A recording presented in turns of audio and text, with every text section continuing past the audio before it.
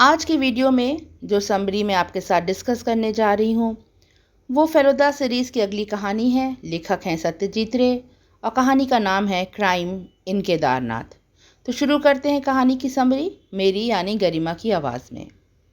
एक शाम जब फेलुदा, तोपशे और लाल मोहन बाबू बैठे बातें कर रहे थे। बातों का टॉपिक था लाल मोहन बाबू का खानदान, उनके परिवार में कौन कौन था।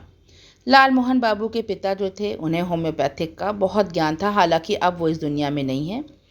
और लाल मोहन बताते हैं कि उनके जो चाचा थे वो एक स्वतंत्रता सेनानी थे। उनका नाम दुर्गा मोहन गांगुली था और उन्होंने एक बार एक अंग्रेज़ कमिश्नर को मारने का प्रयास भी किया था। हालांकि वो कमिश्नर बच निकला था, लेकिन तब अंग्रेज़ पुलिस उनके पीछे लग गई थी और इसीलिए उन्हें छुप छुप के फरार होकर अपना जीवन काटना पड़ा। बहुत साल हो गए लाल मोहन बाबू अपने उन चाचा से नहीं मिले, लेकिन लाल मोहन बाबू कहते हैं कि जो चाचा के अंदर बहादुरी थी, जो एक एडवेंचरस स्पिरिट थी, वही लाल मोहन बाबू को भी मिली है। वो अपनी कहानियों में जो एडवेंचरस कहानियाँ लिखते हैं वो उन्हीं की देन है। उनके हेरिडिटी में उन्हें वो चीज़ मिली है अपने चाचा से। ये सब बातें हो रही थी, तभी दरवाजे पे दस्तक होती है और फेलुदा से मिलने एक आदमी आते हैं। उनका नाम है उमाशंकर गांगुली। उमाशंकर गांगुली बताते हैं 30 साल पहले की बात। 30 साल पहले रूपनारायणगढ़ की जगह एक है, उसके बारे में वो बताते हैं, जो कि अलीगढ़ से लगभग 90 किलोमीटर की दूरी पे है। तब वहाँ पर एक राजा हुआ करते थे, राजा चंद्रदेव सिंह। तब इंडिया तुरंत ही आज़ाद हुआ था और राजा लोग का अभी भी दबदबा था अपनी अपनी प्रोविंस पे। वो एक छोटी सी प्रोविंस थी। और ये आदमी जो फेलुदा से मिलने आए हैं, उमाशंकर गांगुली, ये 30 साल पहले वहाँ पर एक मुंशी का काम करते थे। वहाँ के मैनेजर थे, लिखा पढ़ी का सारा फाइनेंशियल जो था वो देखते थे राजा चंद्रदेव सिंह के बारे में।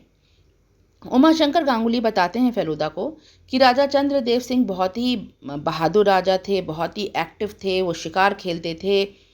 लेकिन जब भी बादल घिर आते थे या मानसून का टाइम होता था तो उन्हें एस्थमा का बहुत ही भयंकर अटैक पड़ता था। वो अटैक इतना चिंताजनक होता था कि लगता था कि राजा शायद अब जिंदा नहीं बचेंगे। उन्हें सिर्फ यही परेशानी थी। जब एस्थमा का अटैक पड़ता था तो राजा साहब चल फिर नहीं पाते थे, उन्हें सांस लेने और बोलने तक में बहुत परेशानी होती थी। तब किसी ने इनको बताया कि एक कोई वैद्यराज हैं, इनका नाम भवानी उपाध्याय है, जो कि हरिद्वार में रहते हैं। उनका हाथ बहुत ही अच्छा है, वो बहुत ही जल्दी लोगों को ठीक कर देते हैं। जटिल से जटिल रोगों का इलाज वो बहुत जल्दी कर देते हैं। तब भवानी उपाध्याय को रूपनारायणगढ़ बुलाया जाता है। वो कहते हैं कि वो राजा साहब का इलाज 1 हफ्ते के अंदर कर देंगे। लेकिन आश्चर्यजनक रूप से सिर्फ 2 खुराक में ही राजा चंद्रदेव सिंह बिल्कुल हट्टे कट्टे हो जाते हैं और उनका एस्थमा बिल्कुल ठीक हो जाता है। राजा साहब पूछते हैं वैद्य जी से कि वो इनाम में क्या चाहते हैं। वैद्य जी कहते हैं कि उन्हें कुछ भी नहीं चाहिए, सिर्फ उन्हें अपनी फ़ीस 50 रुपये जो वो लेते थे वो चाहिए। राजा साहब कहते हैं कि नहीं, उन्होंने उनकी जान बचाई है, इसीलिए वो अपने तरफ से चाहते हैं कि वो उन्हें कोई गिफ्ट दें। तो एक उनके पास लॉकेट था, जो कि बहुत पुराना लॉकेट था, बहुत कीमती लॉकेट था, लाखों में उसकी कीमत थी। ट्रेवनकोर के राजा थे, उनका वो लॉकेट था। उस लॉकेट में बहुत बहुमूल्य रत्न लगे थे। वो भेंट स्वरूप उन वैद्यराज को, भवानी उपाध्याय को राजा साहब देते हैं। भवानी उपाध्याय राजा साहब से कहते हैं कि इतना महंगा लॉकेट एक गरीब आदमी के पास कोई देखेगा तो वो यही सोचेगा कि इसने कहीं से चोरी की है या गलत तरीके से लॉकेट हासिल कर लिया है। राजा साहब इसका भी इलाज बताते हैं। वो एक दस्तावेज़ तैयार करवाते हैं और अपनी मोहर लगवाते हैं और उसमें लिखते हैं कि ये लॉकेट वो वैद्य जी को भेंट स्वरूप दे रहे हैं और ये लॉकेट बहुत ही कीमती है, बहुत पुराने राजाओं के ज़माने का है, उनके पूर्वजों का है और ये भेंट स्वरूप दे रहे हैं भवानी उपाध्याय को। राजा साहब को बिल्कुल भी कोई शो ऑफ नहीं था। वो किसी को बताना नहीं चाहते थे कि देखो मैंने एक वैद्य को इतना महंगा लॉकेट दे दिया। इसीलिए ये बात बहुत ही गिने चुने लोग जानते थे कि उन वैद्य जी के पास इतना महंगा लॉकेट है। सिर्फ राजा को ये बात मालूम थी, रानी को, उनके 2 पुत्र थे, सूरज और पवन। और ये जो उमाशंकर आए हैं फेलुदा के पास, उनको ये बात मालूम थी, उनकी पत्नी को, और उनका एक पुत्र था देवी शंकर, उसको भी ये बात मालूम थी। ये सब बात जो थी बहुत ही कम सर्कल में ये बात पता थी कि उन वैद्य जी के पास इतना महंगा लॉकेट है। उमाशंकर बताते हैं कि इसके 12 वर्ष के बाद जब वो वैद्य जी आए थे वहाँ पर, उसके 12 वर्ष के बाद ही चंद्रदेव जी का निधन हो गया और उनका जो पुत्र था सूरज, वो गद्दी पर बैठ गया। लेकिन सूरज देव सिंह को पढ़ाई लिखाई का बहुत शौक था। वो हर समय अपनी किताबों में डूबे रहते थे और राजपाट का काम ठीक से नहीं देखते थे। इसीलिए जो उनका पूरा राज्य था वो उतना फ्लरिश नहीं कर रहा था जितना उनके पिता के टाइम पे करता था। धीरे धीरे जो व्यवसाय होता था वो भी ठप होने लगा। एक दिन राजा साहब का जो छोटा बेटा था, अभी हाल में ही, अब वो 30 साल के पहले आज प्रेजेंट डे में आ जाते हैं और बताते हैं कि राजा साहब का जो छोटा बेटा पवन देव सिंह है वो उनके पास, मतलब उमाशंकर के पास आता है और वैद्य जी का पता पूछने लगता है। वो पूछता है कि जो वैद्य जी भवानी उपाध्याय थे वो कहाँ पर रहते हैं। वो उन पर एक फ़िल्म बनाना चाहता है, एक डॉक्यूमेंट्री पिक्चर बनाना चाहता है जिसमें वो उस लॉकेट को भी दिखाएगा और बताएगा कि उसके पिता कितने दानवीर थे कि इतना महंगा पूर्वजों का लॉकेट उन्होंने सिर्फ एक मर्ज ठीक करने के लिए अपने वैद्य को गिफ्ट दे दिया था। अब उमाशंकर फेलुदा से कहते हैं कि उन्हें डर है कि कहीं पवन देव सिंह जो है वो शातिर तरीके से वो लॉकेट उन वैद्य जी से ले ना ले, क्योंकि जो पवन देव सिंह है वो उसका जो उठना बैठना है वो थोड़े अच्छे लोगों में नहीं है और उसको पैसे की भी कमी है, उसे फिल्म बनाने के लिए पैसे चाहिए। फेलुदा पूछते हैं उमाशंकर से कि वो किस तरह उनकी मदद कर सकते हैं। उमाशंकर फेलुदा को 1000 रुपये देते हैं, कहते हैं ये आपकी आधी फीस है, आधी फीस आपकी काम पूरा होने के बाद मिलेगी। वो चाहते हैं कि फेलुदा वहाँ हरिद्वार चले जाएं जहाँ पर वो वैद्य जी अभी भी रहते हैं और वो ये सब देख कर आएँ कि उनकी ज़िंदगी को कोई खतरा तो नहीं है, कहीं पवन देव सिंह उनसे गलत तरीके से लॉकेट तो लेना नहीं चाहता, या फिर वो उनको आगाह कर दें कि वो अपना लॉकेट कहीं संभाल के रखें जिसे पवन देव सिंह फिल्म बनाने के बहाने उनसे वह लॉकेट जबरन ले ना ले। फेलुदा टिकट करा लेते हैं। फेलुदा अपना, तोपशे और लाल मोहन बाबू का टिकट हरिद्वार जाने का करा लेते हैं। लेकिन आश्चर्यजनक रूप से अगले ही दिन एक टेलीग्राम आता है उमाशंकर का और वो कहते हैं कि पवन देव सिंह से उनकी बात हो गई है, वो लॉकेट अब वो अपनी पिक्चर में नहीं दिखाएंगे, वो सिर्फ उन वैद्य जी का इंटरव्यू लेंगे, इसीलिए अब कोई खतरे की बात नहीं है। अब फेलुदा इस केस से विड्रॉ कर लें और उन्हें हरिद्वार जाने की कोई ज़रूरत नहीं। लेकिन फेलुदा को कुछ गड़बड़ लगती है। वो सोचते हैं कि टिकट तो बन ही चुका है, जाने में हर्ज क्या है, अगर सब कुछ ठीक रहा तो ये सारे वहाँ दर्शन करके चले आएंगे। इसीलिए फेलुदा अपना प्लान ड्रॉप नहीं करते और वो हरिद्वार के लिए निकल पड़ते हैं। हरिद्वार जाके फेलुदा वैद्यराज उपाध्याय के मकान मालिक से मिलते हैं। मकान मालिक बताते हैं कि कुछ दिन पहले पवन देव सिंह भी उनसे मिलने आए थे और वो भी वैद्य जी का पता पूछ के उनसे गए हैं। वैद्य जी ने कुछ दिन पहले ही अपने मकान मालिक को एक चिट्ठी लिखी थी, जिस चिट्ठी में उन्होंने अपना पता लिखा था उसके हिसाब से वो केदारनाथ में हैं और वैद्य जी वो चिट्ठी फेलुदा को दिखाते हैं। फेलुदा उस चिट्ठी को बड़े ध्यान से पढ़ते हैं। साथ ही वैद्य जी जिस कमरे में रहते थे उस कमरे को भी दिखाते हैं उनके मकान मालिक। उसमें उनकी कुछ पुस्तकें रखी थी जिसको फेलुदा बहुत ध्यान से देखते हैं और फिर वो लोग सारे इकट्ठे होकर आगे केदारनाथ की यात्रा के लिए निकल पड़ते हैं।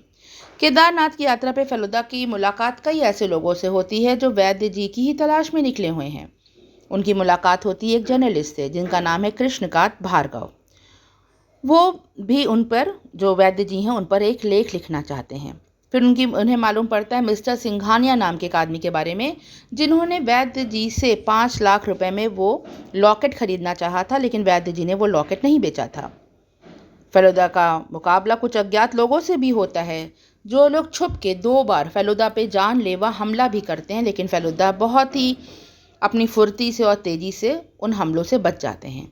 साथ ही फेलुदा की मुलाकात होती है पवन देव सिंह से, जो कि उन उपाध्याय, उन वैद्यराज पे एक फ़िल्म बनाने वाले हैं, डॉक्यूमेंट्री पिक्चर, और वो अपनी गाड़ी से केदारनाथ की तरफ बढ़ रहे हैं। इस कहानी में सत्यजीत रे ने बहुत ही खूबसूरत तरीके से बद्रीनाथ से लेकर केदारनाथ, हरिद्वार सबकी यात्रा का इतना जीवंत वर्णन किया है कि आपको ऐसा लगेगा कि आप स्वयं उस यात्रा में चल रहे हैं और हर जगह दर्शन करते जा रहे हैं। लेकिन कहानी में हर समय एक खतरा भी बना रहता है। कभी पहाड़ पे तो कभी सड़क के मोड़ पे फेलुदा पर अटैक भी होते रहते हैं, लेकिन फेलुदा उससे निपटते हुए आगे बढ़ते रहते हैं। फेलुदा, तोपशे और लाल मोहन बाबू को सबसे ज़्यादा शक तो पवन देव सिंह पर ही है।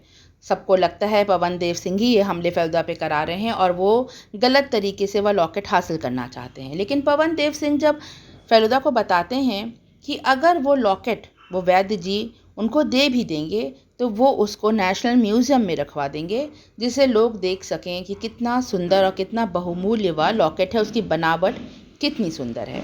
वहीं मिस्टर सिंघानिया एक दिन फेलुदा को बुलाते हैं और उन्हें 10% देने की लालच देते हैं। वो कहते हैं कि अगर उनकी मुलाकात उन वैद्य जी से हो गई तो फेलुदा उन्हें इस बात पर राज़ी कर लें कि 5 लाख रुपए में वो लॉकेट मिस्टर सिंघानिया को बेच देंगे, और अगर उन्होंने ऐसा किया तो उसका 10% हिस्सा वो फेलुदा को इनाम के रूप में देंगे।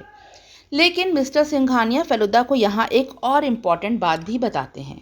जब फेलुदा उनसे पूछते हैं कि उनको इस लॉकेट के बारे में कैसे मालूम पड़ा, तब मिस्टर सिंघानिया बताते हैं कि जो उमा शंकर उपाध्याय जो फेलुदा से फर्स्ट सीन में मिलने आए थे, उनका जो पुत्र था देवी शंकर, उन्होंने इस लॉकेट के बारे में बताया था मिस्टर सिंघानिया को, और वो भी वह लॉकेट खरीदना चाहता था।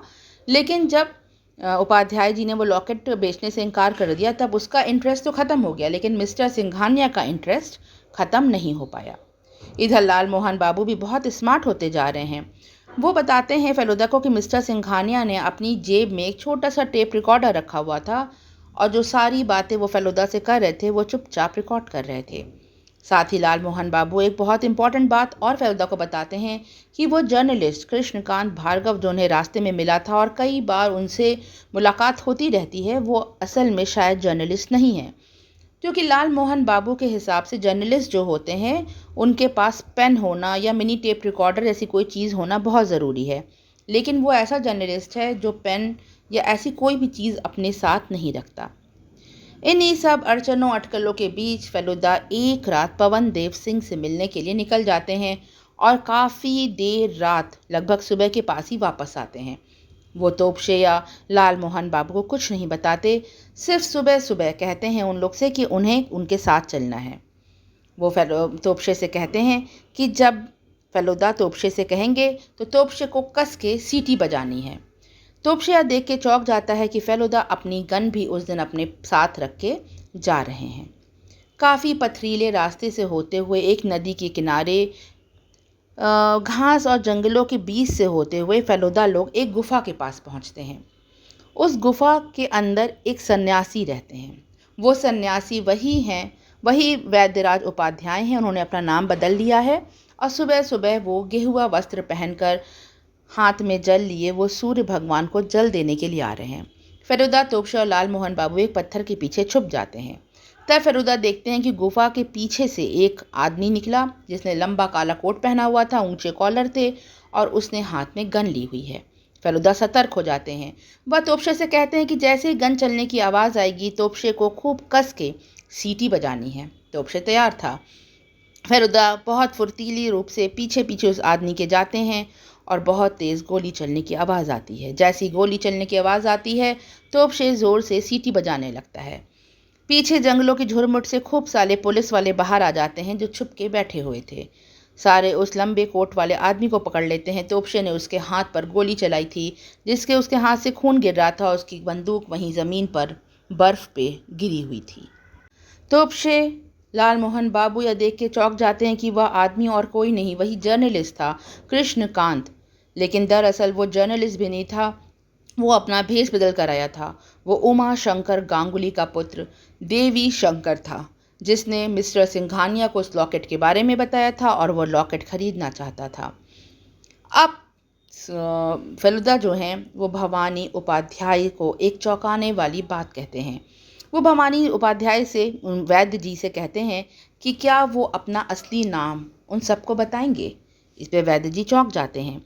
फिर फेलुदा कहते हैं वही असली नाम जो आपके बंगाली माता पिता ने आपको दिया था, क्योंकि आप एक पंडित नहीं हैं, आप एक बंगाली हैं।